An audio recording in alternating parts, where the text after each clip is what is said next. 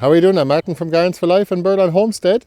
In this quick video, I'm going to just talk to you about some of the lessons we learned during this cold spell. You can see there's still some snow around. Here in Ireland, we're not used to that type of cold. It's about -8 or 9 degrees Celsius at night. And I think it's about the third night tonight now that we're going to have of it. So we need to be careful with our pipes, the water pipes especially, but also the way of heating, so cooking as well. So I'm going to cover some of those points. The dogs and the kids love the cold, at least the snow anyway. What a yat. I definitely like to make more homesteading videos as soon as I get more time on my hands. And I should be.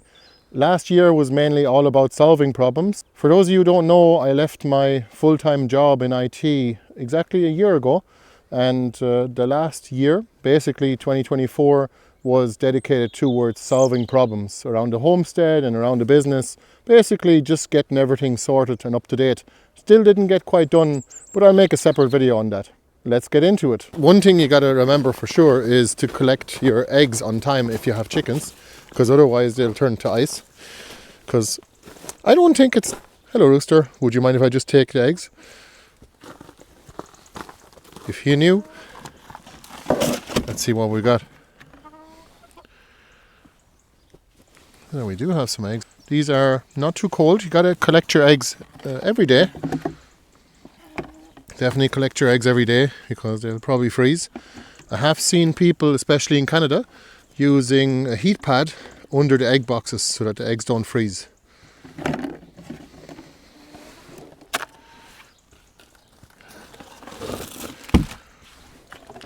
Let's check the next chicken coop too. Oh, sorry to disturb you.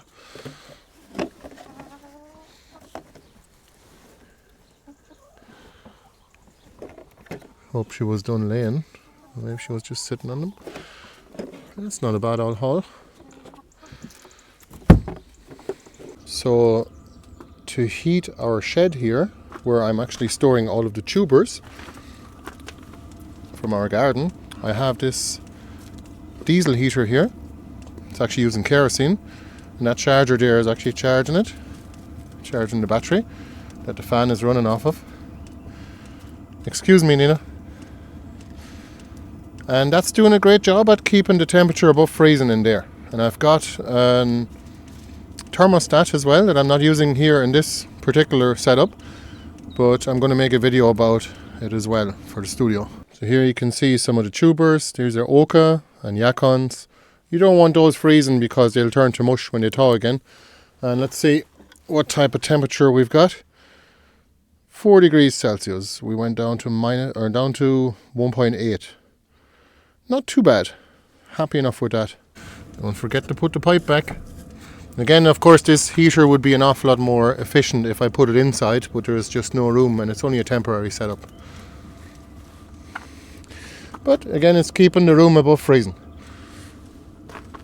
By the way, I'm running it on the lowest setting, and that is very little kerosene. You can see here, that's the kerosene. It uses maybe about 2 litres for the whole night, 2.5. So our main way of actually heating the house is this stove,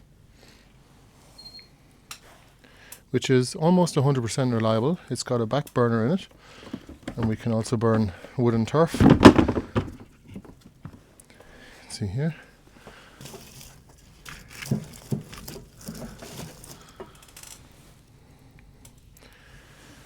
The only trouble we have, of course, is the circulation pump. If the electricity goes down, I'll have to run that off an alternator. And of course, this window, you better have a backup for in case it does break. It could happen. Then you would absolutely roasting.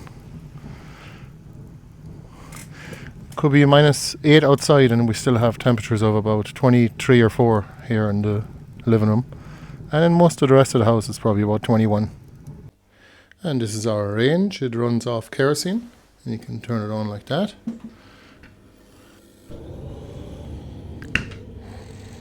And this range you can cook on it. We don't cook on it very often because we have a gas hob as well. but you can also heat the water, the hot water. This is the main way we cook. We have a gas hob here, and actually what happened was the regulator outside actually froze. So it goes to show you need to be careful. So in the moment when the gas stopped working, I simply took our jet boil, which is this thing here, fire maple, and you can boil a litre of water with that in, I think it's a minute and a half, and it uses this kind of gas bottle here. Very handy to have. I just took it out of my backpack for hill walking and things like that, a bit of bushcraft, and this little cooker here as well. It's a little camping cooker, and it's always handy to have under a backup. That way you can have breakfast and then fix the thing after. What do you think, Mother? Mother. Good girl. We're getting old now. Jesus, nearly 16 years old now. Getting fierce tin. Probably the best advice I can give you if you have a gas cooker, always have an extra bottle or two. They're not that expensive to keep, and you can always have an extra spare one in case the main one runs out. And this is the little regulator. This regulator stopped working on us. I think it actually froze up over the years. I think water got into the top, and it actually froze the top of it here. Even after thawing it and then getting all the water out, it still kind of is hesitant. So have a spare one of those too. Definitely worthwhile. How are you doing? How are you doing? Levi, don't be licking. So this is actually the dog house. I made that before all of the frosts, before the winter. It's fully insulated with some polyurethane. It's 50 millimeters, and all around it there is some 1/2 inch and 3/4 inch plywood, which I have put on both sides so they don't go scratching at it.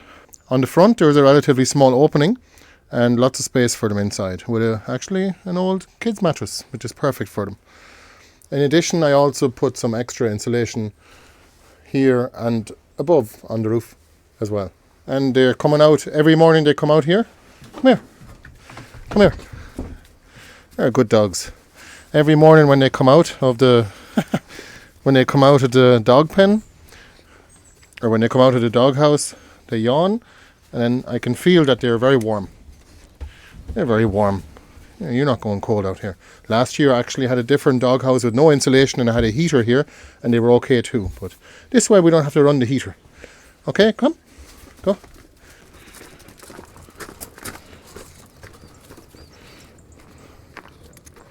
Come on. To the back. To the back.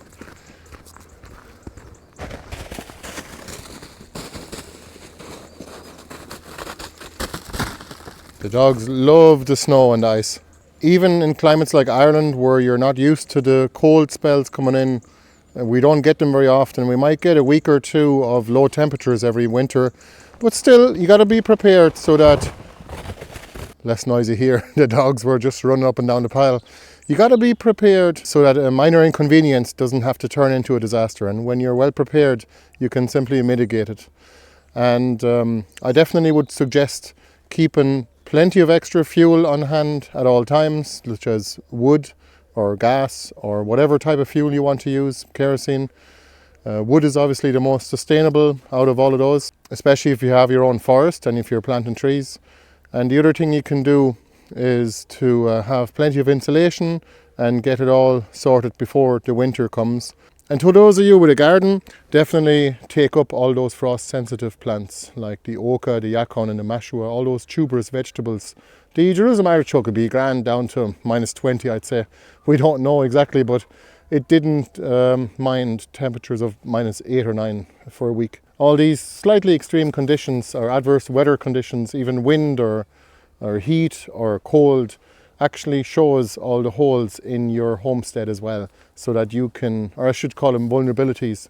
I guess it's good to know what will break down first so that you can have a second one on hand for the next time, or even replace the one you've got. Check out our other channel, it's Gardens for Life. It's all about no-dig gardening and forest gardening and growing unusual and useful plants. Once you've well prepared for the winter and the cold does come and the ground is frozen out there, you might as well take a well-deserved break or do a bit of canning in the kitchen. At least it's something a bit more relaxing than the usual jobs, especially outside. And we're able to take a little bit of time now during this cold. There's no point in trying to get anything done out here really, especially not in the garden, because the ground is frozen and there's not much we can do. But well, we'll get some other stuff done, and we might even relax a little bit more every day. So this is our studio, which we use as a music studio, but also as an office sometimes. And this is a diesel heater, which you run on kerosene again. I'm going to make a new video about it and let you know how it is. And for those of you wondering what kind of diesel heater we use, it's a Vivor one. I'll put a link in the description. And a link for the other video at the end of this video. We found these diesel heaters to be a really good job as long as the building you're trying to heat is fairly well insulated. Otherwise it'll only keep the temperature up.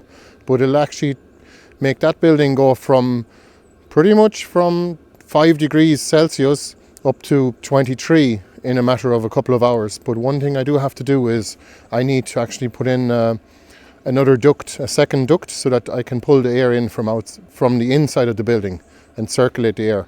This way we're actually happy with the fresh air that we're getting straight from outside and heating it, but of course it is a bit more energy intensive. When it's this cold out, don't forget to put some food out for the birds. We put out these organic oats. Thanks for watching the video, and I'll see you the next time. Nina, how are you doing?